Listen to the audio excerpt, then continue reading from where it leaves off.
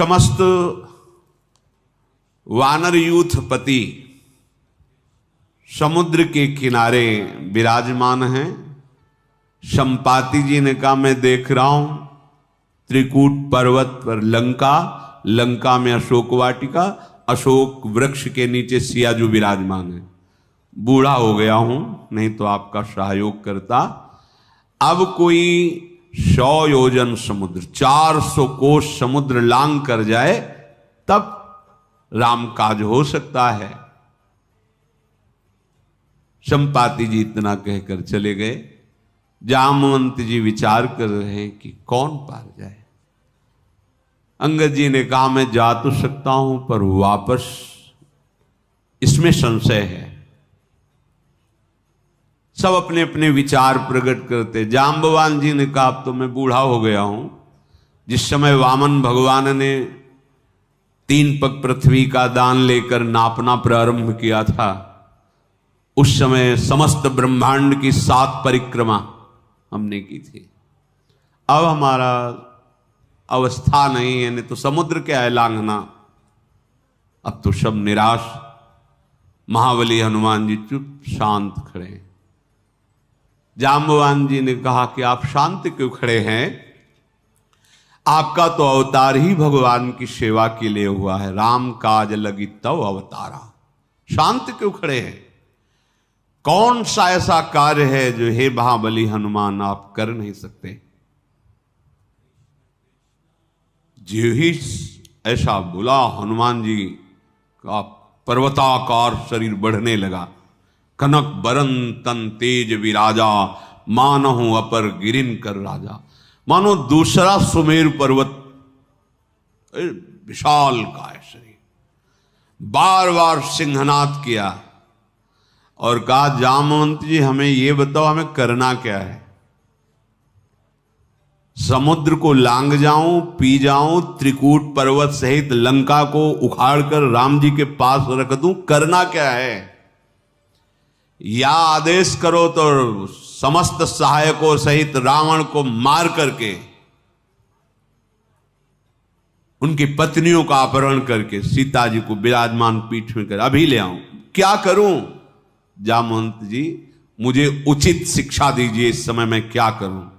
कहा इतना करो तात तुम जाई, सीत ही देख कहो शुद्ध है। जितना भगवान ने आदेश किया है आप वैसा ही करो। सिया जी की शुद्ध लेकर के श्री राम जी को सुनाओ आकर। अब अतुलित बलधामम हेम शैलाभदेहम धनुजुवन कृशानुम ज्ञानिनाम अग्रगण्यम सकल गुण निधानम वानराणाम देशम रघुपति प्रिय भक्तम वात जातम नमान। मानो कोई स्वर्ण का पर्वत हो। ऐसे भगवान के चिंतन से हनुमान जी महाराज के रोम रोम में पुलकावली हर क्षण होती रहती है। महान भक्त, बड़ी अपार श्रद्धा है। महान भक्त अपने प्रभु को कैसे दुलार करना चाहिए ये आचार्य हैं वैष्णवानाम यथा संभव।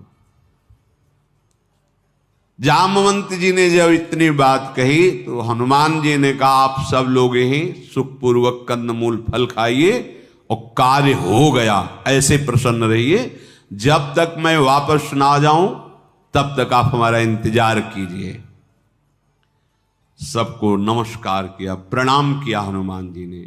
यह कही नाई शबनी कहूं माथा, चले हरसी धरी रघुनाथा। हृदय में आराध्य देव सबको नमस्कार करके राम काज के लिए चल पड़े। एक बड़ा पर्वत समीप में ही था, समुद्र के तट पर। हनुमान जी महाराज ऐसे खेल खेल में उसकी चोटी पर चढ़ गए और जय श्री राम भगवान का नाम उच्चारण किया और भगवान का चिंतन करके उछाल मारी। छलांग मारना है। जैसे ही छलांग मारने के लिए हनुमान जी उद्यत हुए, पूरा पर्वत पाताल को चला गया। मारी छलांग हनुमान जी, पवन वेग जैसे भगवान का अमोघ बाण चलता है। जेगिर चरण दे हनुमंता, चले सगा पाताल तुरंत। ये हमारे प्रभु के दास का बल है। प्रभु का बल तो असीम अनंत महामहिम। अब देखो ऐसे प्रभु, अब इसीलिए कैसे वृंदावन की बात समझ में आवे। अति गज मत निरंकुश मोहन, निरख बंधे लटपास देखो माई अब लाके। जिनके सुदर्शन चक्र जैसे, हनुमान जी जैसे, गरुण जैसे दास हैं, सेवक हैं। गरुण जिससे देवराज इंद्र पूछते हैं कि हे महाबली गरुण, मैं आपके बल की थाह नहीं पा रहा हूं, आप में कितना बल है। बोले समस्त ब्रह्मांडों को अपने एक पंखे पे आराम से रख के और भगवान को विराजमान करके मैं उड़ सकता हूं आराम से, मुझे कोई श्रम नहीं। भगवान शेष जी सरसों के दाने के जैसे सर में पड़ा हो तो पता न चले, ऐसे ब्रह्मांडों को धारण किए हुए अमित बलशाली भगवान। देखो उनके दासों में कैसी सामर्थ्य। जिमि अमोघ रघुपति कर बाना, ये ही भांति चले हनुमाना। जैसे भगवान राम का अमोघ बाण, ऐसे से हनुमान जी महाराज भगवान का नाम उच्चारण करके। देखो कोई भी कार्य करने के पहले, हर चरित्र में शिक्षा है, पहले अपने प्रभु का नाम उच्चारण करो। कई ऐसे भाग्यशाली भक्त हैं, जब बात शुरू करेंगे तो राधा राधा राधा ऐसे बोलेंगे, राधा राधा राधा, फिर बात करेंगे। हम देखते हैं बहुत अच्छा लगता है। कोई भी कार्य करो अपने आराध्य देव, जय राधा वल्लभ लाल, चाहे प्रसाद पा रहे हैं या कोई भी कार्य शुरू कर रहे हैं, पहले अपने आराध्य देव का स्मरण। बार बार रघुवीर संभारी और चले हरसी, हृदय में आनंद, बार बार भगवान का सुमिरन करके। तरक्यु पवन तनय बल भारी। जब आप भगवत स्मरण करके चलोगे तो अमंगल नहीं होगा। ये बातें समझ में नहीं आती सबकी। कई लोग ये कहते हैं बड़ा ग्रह विपरीत चल रहा है, बड़ी परेशानी चल, क्योंकि आप भगवान से विमुख हो। इसलिए ये शनि राहु केतु मंगल ये सब भगवान के पार्षद हैं, दास हैं। जब आप भगवत विमुख हो करके भगवान की आज्ञा उल्लंघन करते हो तो ये दंड देते हैं। उन्हें आपको सच्ची कह रहे हैं, ठीक से भजन करो। ये ग्रह चाहे जितनी विपरीत दशा में बैठे होंगे तुम्हारा मंगल ही करेंगे, और चाहे जितनी मंगल दशा में बैठे हो, मंगल भवन का आदेश उल्लंघन करके मनमानी आचरण करोगे, कभी मंगल नहीं हो सकता। देख लेना, भगवत सन्मुखता सबसे बड़ा मंगल है। नाम स्मरण, अपने आराध्य देव का स्मरण, हर कदम में शिक्षा है। चरित्र में कोई भी कार्य करे, ये भगवत कार्य करने के लिए हमें मनुष्य शरीर मिला है। कोई भी कार्य, ऑफिस में जा रहे हैं, नौकरी में जा रहे हैं, किसानी में, जहां अपने प्रभु का स्मरण किया, एकाग्रता पूर्वक कार्य में लग गए। जब फिर याद आई भगवान का स्मरण किया और पूरे कार्य को भगवान को समर्पित कर दिया, ये भजन बन जाएगा। जैसे भगवान का अमोघ बाण, ऐसे वायु की तीव्र गति से हनुमान जी महाराज चल रहे हैं।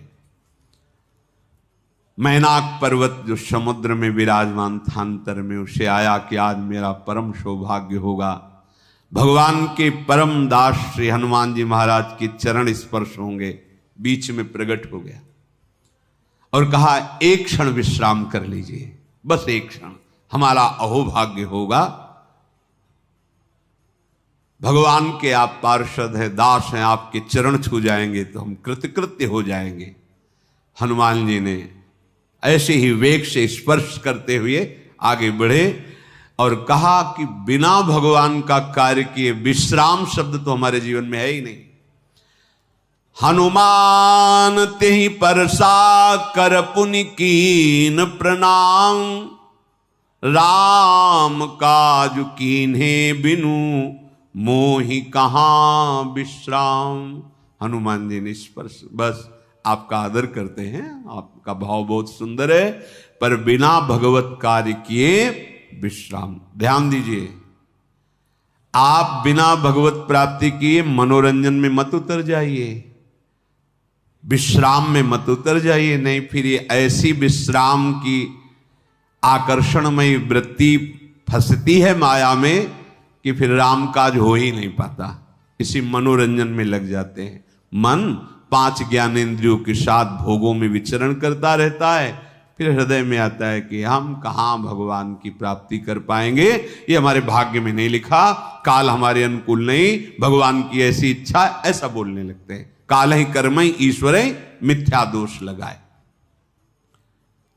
विश्राम नहीं किया हनुमान जी ने, जब तक भगवत कार्य पूर्ण नहीं होगा, विश्राम शब्द नहीं। जात पवन सुत देवन देखा, जाने कहूं बल बुद्धि विशेखा, सुरसा नाम अहिन के माता, पठैन आई कही ते ही बाता, आज सुरन मोहि दीन आहारा, सुनत बचन कह पवन कुमारा, राम काजू करी फिरी मैं आवूं, सीता के सुधी प्रभु ही सुनाऊं,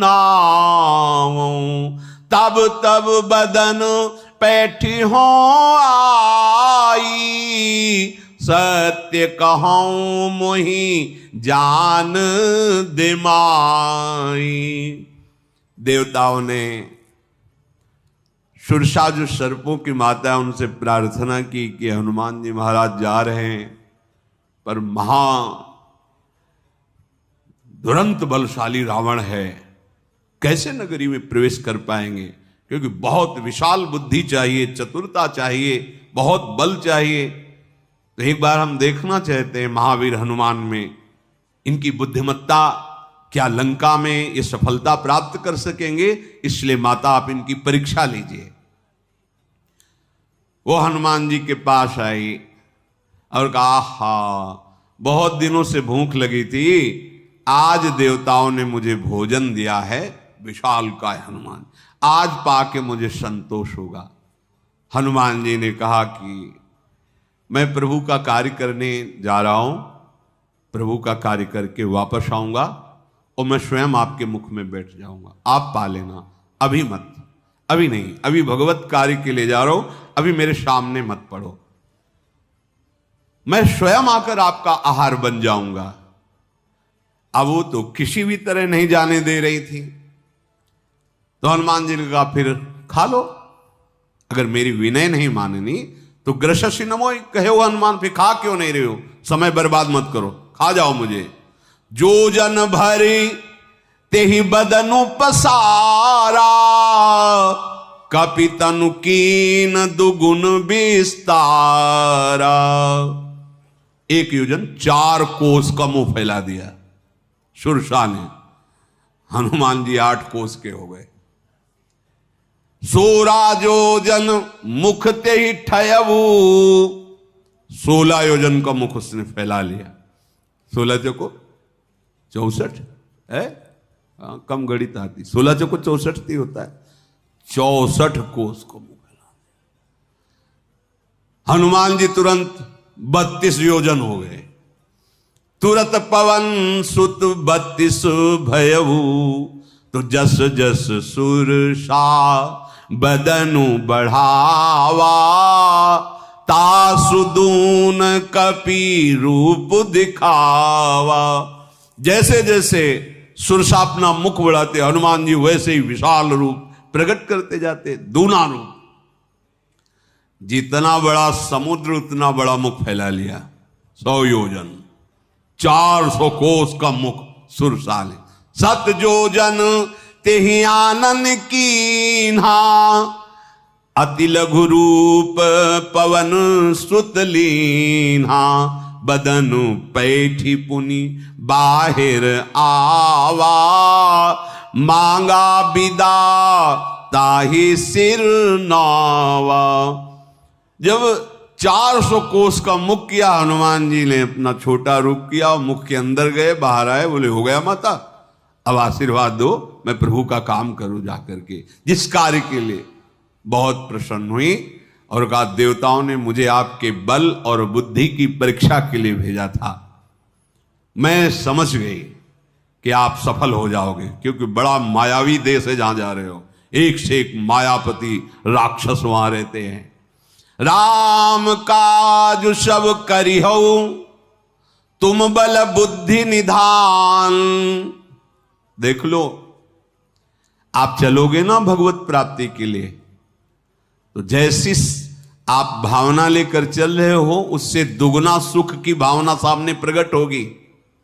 ध्यान रखना, अगर आपका लक्ष्य दृढ़ नहीं है तो खा जाएगी वासना, आपको खा जाएगी। हर समय भगवत स्मरण और लक्ष्य, मैं चल कहाँ रहा हूं, किस कार्य के लिए, नहीं तो जो जो स्फुरणाएं भी हुई हैं उससे हजारों गुना बढ़कर सुख आपके सामने आएगा। फिर ही भोगो, कोई भय नहीं, कोई संकोच नहीं, चलो भोगो, क्योंकि तुम महासुख की तरफ जा रहे हो। चलो इसे स्वीकार करो। यदि आपने स्वीकार नहीं किया तो वही आपको आशीर्वाद मिल जाएगा, जाओ कभी बाधा नहीं पहुंचाऊंगा, आगे बढ़ो। वासना ही उपासना का रंग जमा देगी हृदय में, पर ऐसा बहुत कम होता है। हम लोग ऐसे कमजोर निष्ठा वाले हैं कि लगता है भगवान तो कल भी मिल जाएंगे, पर ये भोग ये दुर्लभ है। मानसिकता दुर्लभ है भगवत प्राप्ति, पर हमें लगता है अरे कानून पकड़ के क्षमा मांग लेंगे, आज तो भोग भोगे, कल फिर हम, बस यही फिसलाव हो जाता है। इसीलिए हम जिस कार्य के लिए आए उसका अनुभव यदि दृढ़ निष्ठा हो कि प्राण चले जाए, पर हम जिस कार्य के लिए निकले पहले हमें समझे में नहीं आता कि लक्ष्य क्या है।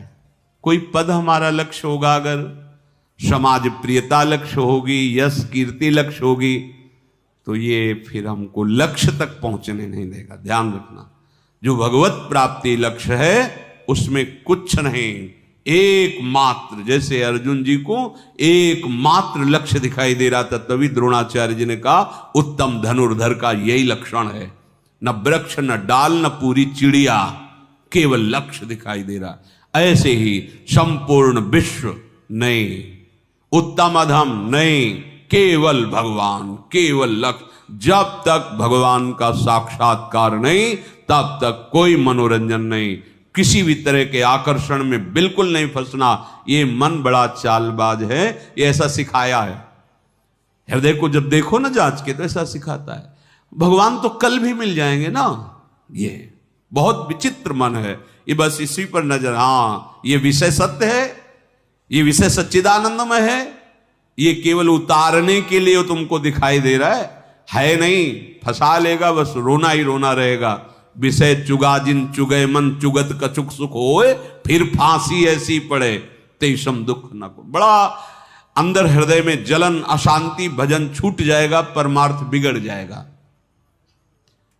राम काज सब करिहो तुम बल बुद्धि निधान, आशीष दे गई सो हरस चलो हनुमान।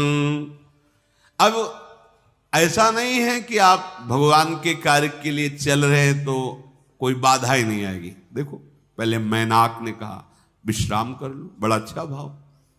फिर सुरसा जी आई, अपनी लीला प्रकट की।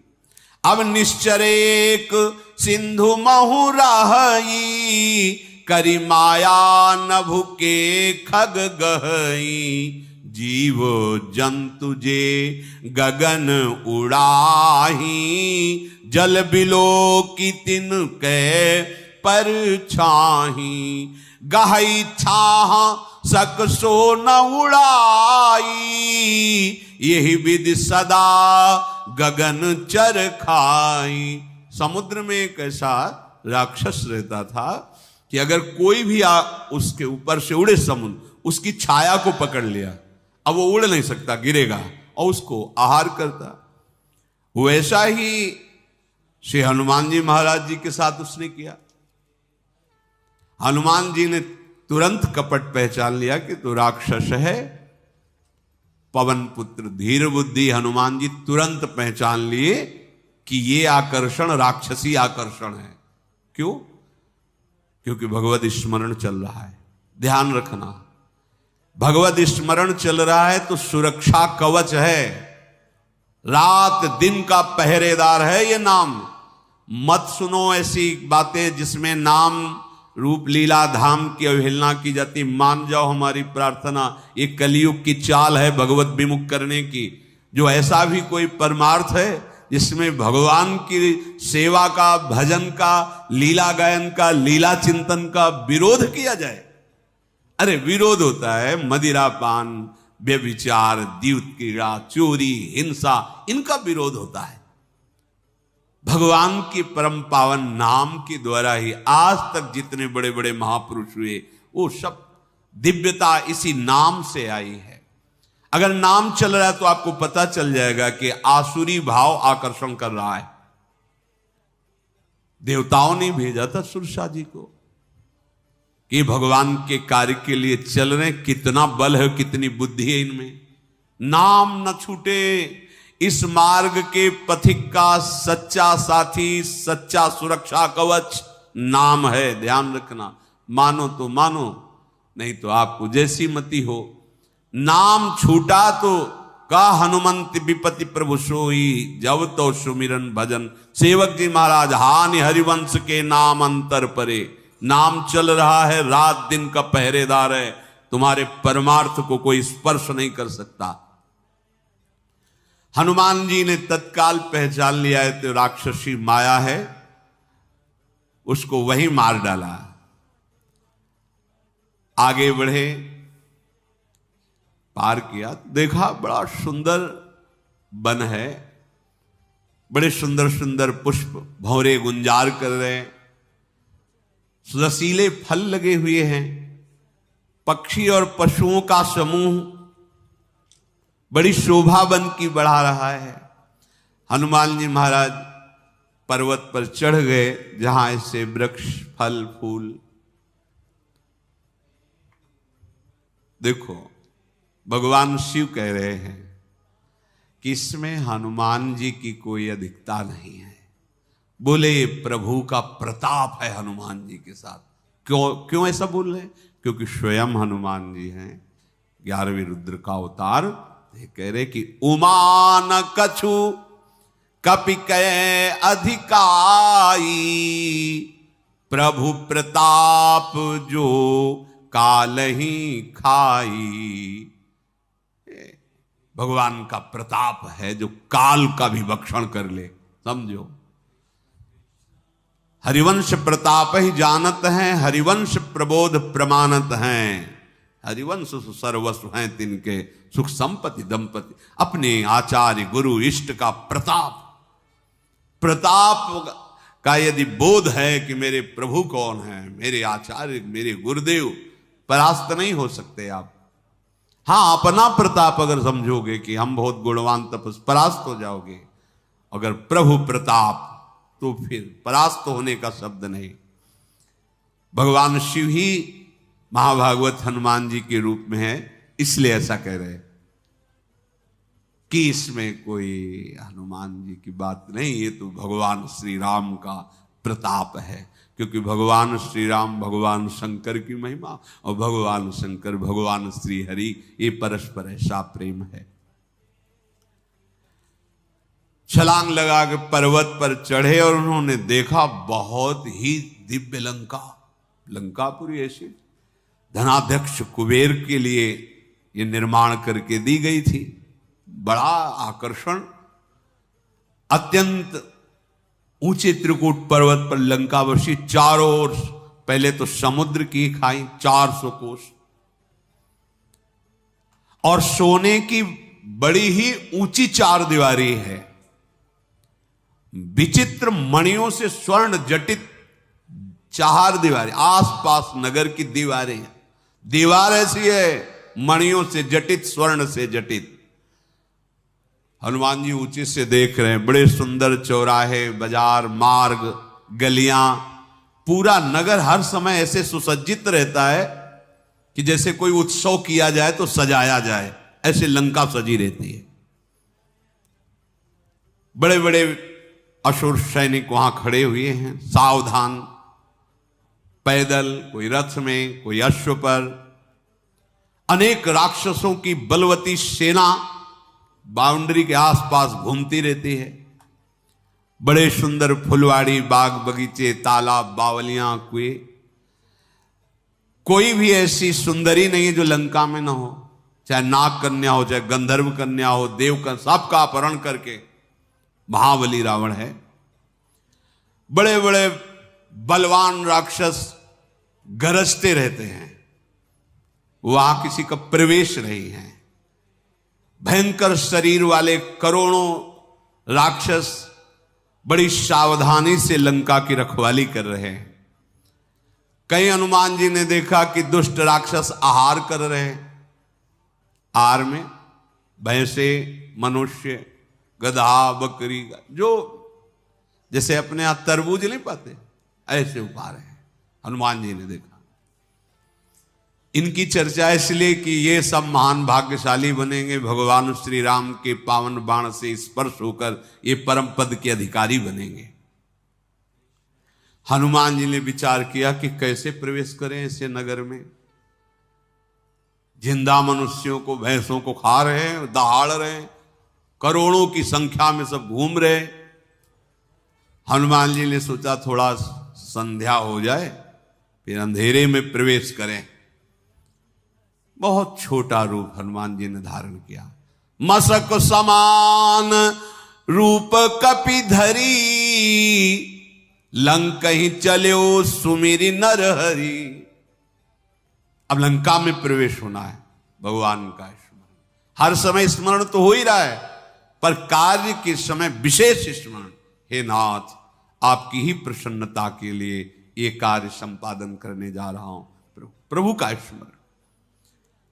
अब जो ही छोटा रूप रख के निकले तो एक सिद्ध लंकिनी नाम की निशाचरी थी। बड़ी सूक्ष्म दृष्टि थी, हवा भी उसकी परिचय के बिना अंदर प्रवेश नहीं कर सकती। हनुमान जी अत्यंत मसक समान, अच्छा छोटा एकदम रूप, जे भी प्रवेश है, इतना सावधानी है लंका में। उसने कहा बिना हमारी आज्ञा के कौन अंदर, मच्छर भी नहीं जा सकता अंदर, इतनी सावधानी। कहां चला जा रहा है, कौन है तू जानता नहीं मेरे प्रभाव को। मैं संपूर्ण लंका में यही देखती रहती हूं, कौन प्रवेश कर रहा है, कैसे प्रवेश कर रहा, मेरी बिना आज्ञा के नहीं। और चोर तो प्रवेश ही नहीं कर सकते, क्योंकि चोर तो मेरा आहार है और तुम चोरी चोरी प्रवेश कर रहे हो। इसका मतलब मैं तुम्हारा आहार करूंगी, जाने से नहीं। मरम सठ मोरा, मोर आहार जहां लग चोरा। हनुमान जी पीछे मुड़ के देखे, वो अपने रूप में भयंकर रूप लंकिनी। हनुमान जी का एक घूंसा जमाया, मुंह से खून उगलते हुए, आहार क्या करेगी हनुमान जी महाराज। जी एक घूसा मात्र पड़ा हनुमान जी का, खून की उल्टी हुई, हाथ जोड़े, बड़े बड़े भाग्य हमारे धन्य है। बोले बड़े भाग्य हमारे, आज भाग्य खुल गए। घूसा लगने पर भाग्य खुल गए। जब रावण ही ब्रह्म बर दीन्हा, चलत बिरंची कहा मोहि चीन्हा। बिकल हो सितै कपि के मारे, तब जाने सुनिश्चर संघारे। तात मोर अति पुण्य बहुता, देखूं नयन राम कर दूता। जिस समय रावण, कुंभकर्ण, विभीषण ने तपस्या संपन्न की, भगवान ब्रह्मा जी ने इनको वर दिया। वर दे के ब्रह्मा जी जा रहे थे तो मुझे देखा, और ब्रह्मा जी ने कहा कि जब तू एक किसी कपि के प्रहार से व्याकुल हो जाए तो जान लेना निश्चरों के संहार का अवसर आ गया है। आज मेरे सारे पुण्य उदय हो गए, क्योंकि मैं भगवान के भक्त का दर्शन प्राप्त कर पाई, भगवान के दास का नेत्रों से दर्शन पा रही, और दर्शन ही नहीं प्रसन्न भी हुआ है। घूसा लगाना। तात स्वर्ग अपवर्ग सुख धरी तुला एक अंग, तूलनता ही सकल मिली जो सुख लव सत्संग। या हनुमान जी ने प्रवचन नहीं किया सत्संग में। दृष्टि मात्र से, स्पर्श मात्र से हृदय पावन हो गया और भगवान के प्रेम में डूब गई। तभी कह रही है कि आज मैं भगवान के दास के दर्शन पाए, अहो भाग। एक दृष्टि पड़ी, स्पर्श हुआ, हृदय में जो मलिनता थी नष्ट हो गई, भगवत भक्ति का प्रकाश हो गया। तभी वो कह रही, हे तात, स्वर्ग और मोक्ष के सब सुखों को तराजू के एक पल्ले में रखा जाए और दूसरे पल्ले में सत्संग रखा जाए, तो ये स्वर्ग मोक्ष आदि सुख सत्संग की बराबरी नहीं कर सकते, क्षण मात्र के सत्संग की। क्योंकि क्षण मात्र का संत संग, भगवत भक्त का संग हृदय में भक्ति का प्रादुर्भाव कर देता है।